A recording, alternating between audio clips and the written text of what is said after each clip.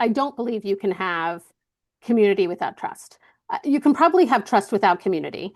But if you think about a company, so many times you'll hear leaders say, "Oh, we're one big happy family." Yeah, well, you can't get fired from a family, so like that's not a great analogy, right?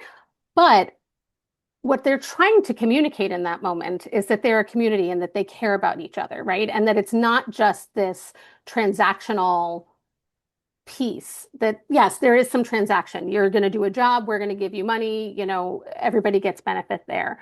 But the most productive teams are built on trust, and trust when you are and any place where you're spending time with people, you're building a community, right? And when people trust each other in that community and they are part of a bigger whole, meaning they are all moving towards something that's going to benefit everybody, which is essentially what a community is, right? We all get together so that we can have a good space to live, or we have a similar interest and we want to learn more about that, right? Like different communities that you have, it's all about a bigger goal, right?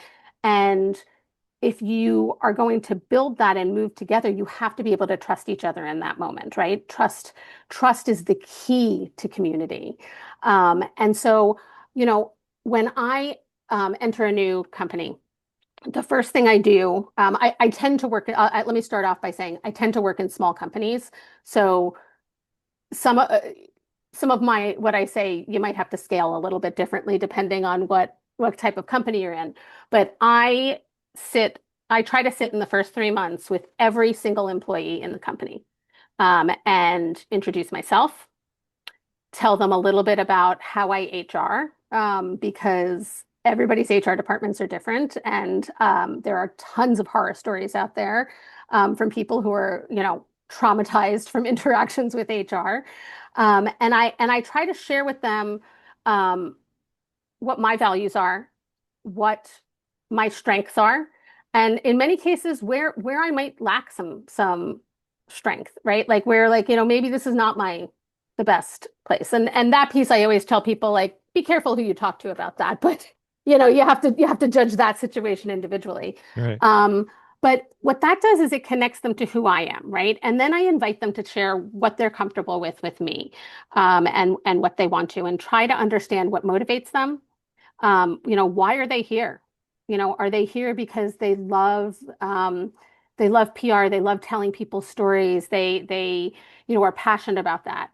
Are they here because they need a paycheck, because they have 2 kids at home and that's the most important thing to them, and that they just need to make sure that their kids are getting everything that they want and live the life that they want them to live, right?